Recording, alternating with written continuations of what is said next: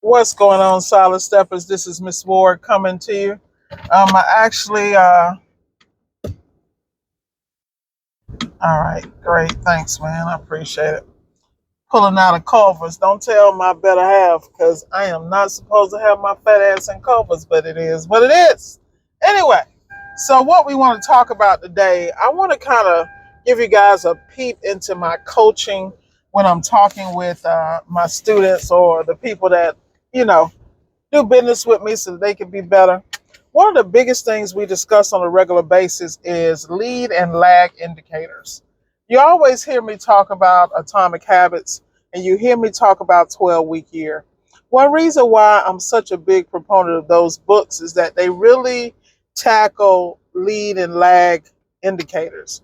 And what do I mean by that? A lag indicator is the results you basically have at the end of the week or the end of the month that tells you the numbers you've done as far as sales, profit, things of that nature. Well, the lead indicators are the things that get you those numbers. A lot of times people pay attention to the results, but they don't pay attention to the sales, the turnaround, the recalls, the things that get you those results. They're never paying attention to that stuff. Y'all like that real quick Dale Earnhardt move I made right there. Anyway, but it's important that in business that you are paying very close attention to the numbers. People always say know your numbers, but they really don't break it down to how simple it is to keep tracking. If you're tracking, like me, I track on like a daily or every other day basis because I'm so trifling. I know that if I don't stay on top, that I'm gonna be mad at the end of the month when I haven't hit the metrics and the numbers I want to hit personally, just for me and myself. And I do that because I'm the kind of person that I excel by beating myself, by beating my best, by besting myself. And for me, I have to have a goal like that, or else I'm gonna be a bum. Like I'm straight up bumming like everybody else. Like I'm relaxed. I done knocked out 2 or 3 jobs. They were decent, but I haven't broken down the numbers. I don't know how much I made. I don't know how that compares to how long it took me to turn around the job. I don't know how it compares to how long the parts turnaround. Was it a one-stop complete? And if it was a one-stop complete, did we get maximum bang for our buck and for our investment? And the only way to recoup that information and to stay on top of it is to really watch the numbers. So I know you might ask how you do it. Let's take it one job at a time. Say you got a job. Let's just say it's a heating element, right? Some thermostats on a Samsung. That's a common thing we do. First, you're going to look at how much you paid for the parts. Some guys like to break down the heating shroud and replace the inner element. I think that thing might be $60, and then some of y'all pulling it off of Amazon for $20 or eBay for 19. I don't do that simply because I don't like recalls. And I'm not saying that every part you pull off of Amazon, the thermostats might not be ranked properly, or they may be defective, or they may not give the level of performance. I just don't like callbacks. So whatever I have to do or pay on the front end for my parts, I'm a professional and I'm a businesswoman. Trust me, I'm passing that on to the customer. So, say we buy the whole piece that has all the thermostats on it, just plug and pay. A lot of times that part might run $100 or 150. The key is you still got to send that to the customer. Now, how do you do it? Some people do markup or retail, and they're looking at, they'll go to Marcone. It might say 275 for it. They sell it to the customer for 275. No, I'm selling it at the percentage that I know I'm making a profit. So when I say that, like in some cases, depending on the price of the unit, it may be 3 times the cost of the unit, simply because I have the clientele that I can pass that cost on to, because I provide an elite service. So they don't mind paying extra for that quality service, and the fact that they know I'm gonna stand behind whatever I do. Like they ain't gotta go looking for my ass.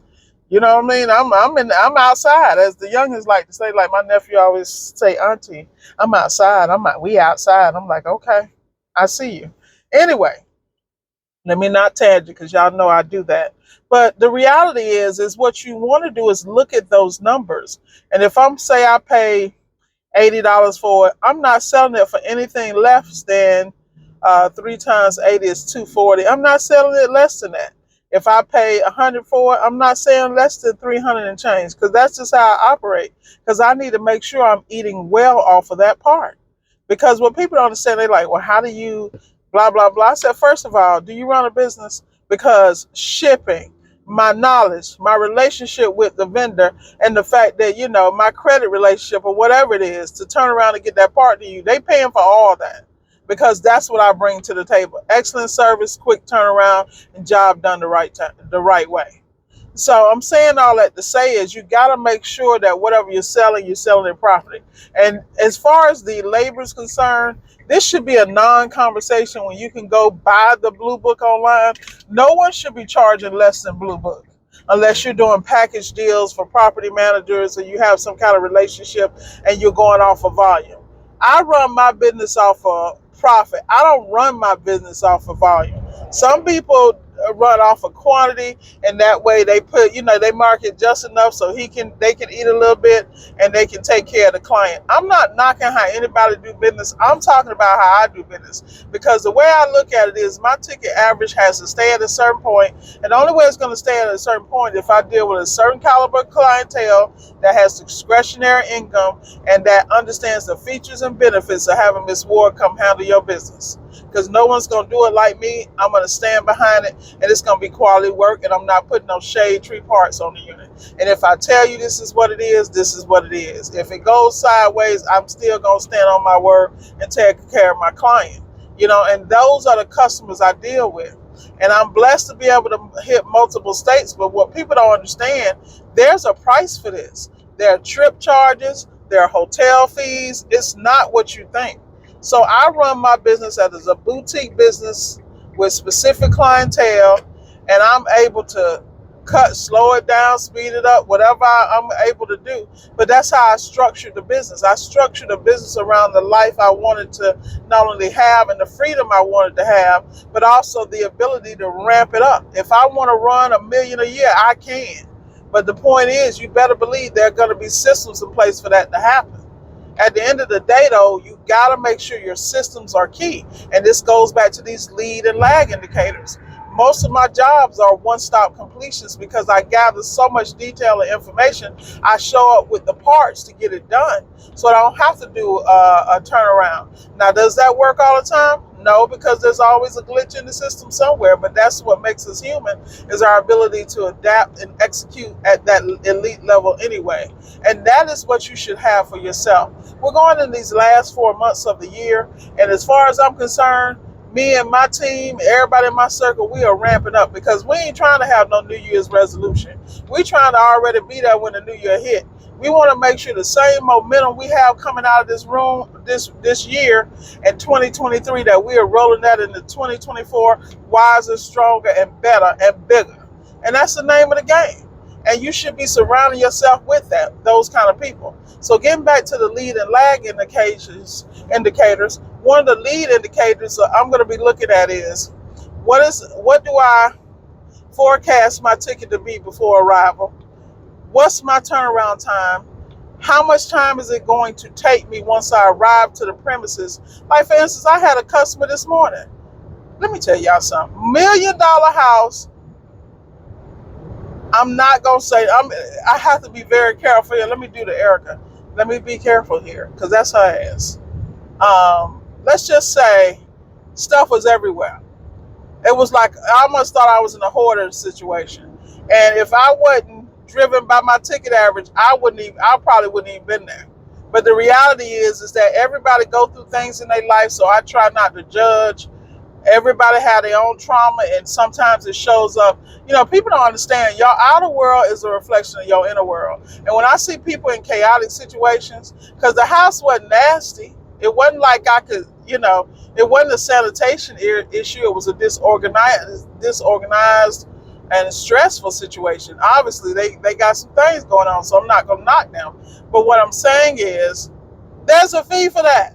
I don't work in these conditions, so I'm going to handle it properly. I'm going to get them back up and running, and they're going to pay for it in more ways than one. Now, am I wrong for that? No, I'm a businesswoman, because I'm very clear. It is Labor Day. I knocked this job out during a holiday, and I made it happen. I got them back up and running.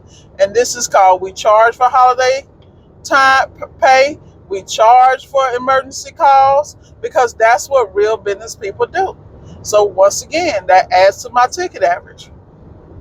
Now, that's one of the things I'm looking at. I'm also looking at how quick I diagnose it. Like, because there's some stuff that's just puzzling. Like, I just had a LG craft ice maker, and I had a client that left on. He's a missionary person. He does missions. So he was gone for 3 months. He turned everything off, according to him. I don't think he turned off the water, but that's a different conversation. But he turned off the refrigerator. When he came back, turned it on, everything worked but the ice. So I'm thinking, okay, how can both ice makers be out? It's got to be a supply issue. It's got to be a frozen line, or it's got to be a valve issue. Let me tell y'all something. Let's just say he got a new fridge. And when I say a new fridge, we took care of the valve, the board, all the stuff that fed it. And one of the ice makers worked for a little bit and then it shut back down. So we ended up having to replace both ice makers, the board and the valve, just to CYA. Now, of course, that was a huge ticket, but it was a huge ticket because I'm not coming back. You know, at the end of the day, I try to make sure whatever I do for a client that I'm going to, I say we're going to get it fixed, we're going to get it fixed. It is what it is. And I have the clientele who don't have a problem paying for it to be fixed. So with that said, though, that was a job I had to make more than one trip to because it is what it is. Everything, there were no error codes. And then I think once it tripped up an error code for the ice maker, but of course, it doesn't point which ice maker it is. But it is what it is. It's like anybody else says.